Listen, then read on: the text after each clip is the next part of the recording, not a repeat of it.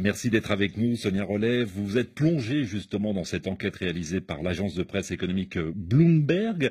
Que sait-on déjà de la fortune de Zoé Kabila? Alors, ce qu'on sait, c'est il a des parts directement ou même le contrôle pratiquement effectif d'au moins 12 sociétés. Donc ça, c'est déjà une première idée et vraiment une construction qui s'est faite avec le temps. Par exemple, le Number One Contracting a été une société qui a été particulièrement florissante dans le bâtiment.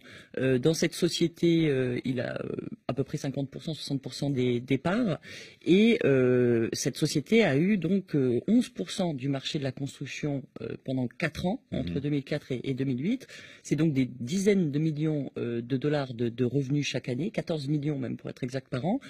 Ça, c'est une société. On connaît Cocha Investment qui a construit un hôtel de luxe sur la côte, par exemple, qui est connu, qui a des parts dans beaucoup d'autres sociétés. Notamment dans des compagnies aériennes, une chaîne de fast-food. Nando, exactement, sur lequel il a pris des parts. Donc tout cela, on l'a vu se développer. Donc parfois, il prend le contrôle avec certains membres de sa famille.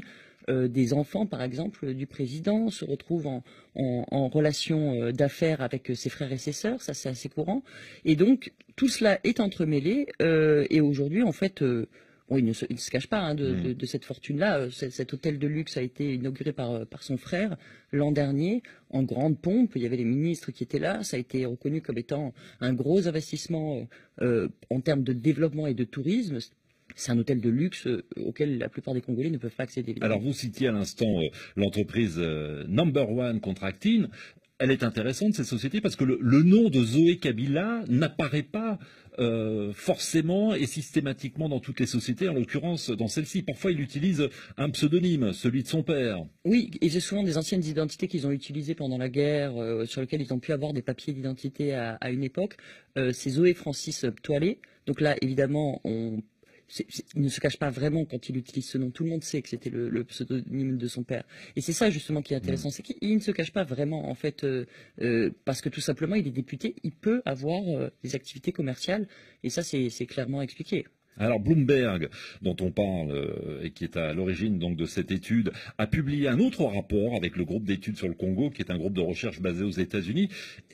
Et ce rapport-là s'intéresse vraiment à la richesse de tout le clan Kabila, de toute la famille. Voilà, c'est ça. Il y a une dizaine de personnalités qui sont citées. Il y a même un tableau absolument gigantesque où on voit chacun des membres de famille et les parts qu'ils ont dans les autres, avec des liens qui lient toutes ces sociétés, donc ces quelques 80 sociétés, avec ces dizaines de personnalités, donc les frères, les sœurs, les enfants du président, la femme du président, tout le monde est dans ce business-là. Les enfants du président qui sont, précisons-le, mineurs. Oui.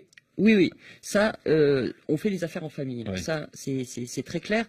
Et on voit par exemple que la famille, le clan Kabila, a, en termes de propriété terrienne au Congo, 10 fois l'île de Manhattan, par exemple, où un niveau de contrats miniers sont liés à des contrats miniers sur la frontière avec l'Angola, donc au Kasaï, pour 720 kilomètres de concessions minières, qui la plupart du temps ils exploitent même pas, en tout cas officiellement, puisque c'est un contrat de force majeure, c'est-à-dire que c'est une sorte de coffre-fort.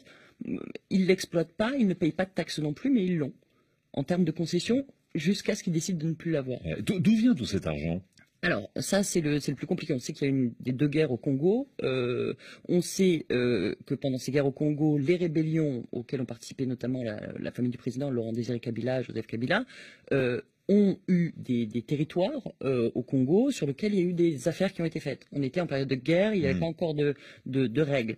On peut tracer le début de la fortune des Kabila à partir de 2002 et du code minier, par exemple, à partir du moment où un groupe comme le groupe d'experts qui s'occupait justement de l'exploitation illégale des ressources commence à faire des rapports.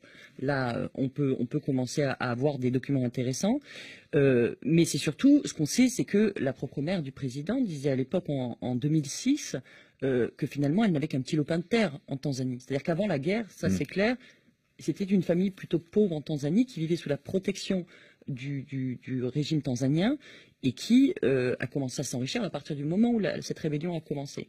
Donc ça, c'est ce qu'on sait, mais c'est vrai que sur l'origine de la fortune, et c'est toute la question qui est posée par ces rapports, c'est d'où vient cette fortune-là, comment peuvent-ils accroître leur fortune comme ça et avoir autant de contraintes. Jean Faustin nous demandait, et rapidement Sonia Rollet, parce qu'on a d'autres questions sur d'autres sujets, comment l'agence de presse et le groupe d'études sur le Congo ont-ils réussi à obtenir tous les documents permettant de réaliser un tel rapport? Bah, c'est là où on voit qu'en fait, il y a toute une partie qui n'a pas été faite sur le Congo, puisque tout est source publique. Mhm. C'est le journal officiel, en fait. C'est le registre du commerce. C'est un site internet sur lequel on peut trouver toutes les concessions minières, parce qu'il y a eu des efforts comme ça. Mais eux ont fait finalement 1+1 égale 2. Donc ils ont fait vraiment ce mapping-là des propriétés de la famille, mais ce n'était pas caché, c'est pas. Et donc sur le fond, il n'y a pas grand-chose qui a été répondu par la famille elle-même parce que tout est finalement écrit noir sur blanc. Ouais, donc gros travail quand même de compilation, d'études, même si tout était finalement public, puisqu'il Tout aurait pu suffisait être fait d'aller depuis longtemps. jeter un coup d'œil dans le journal officiel en l'occurrence.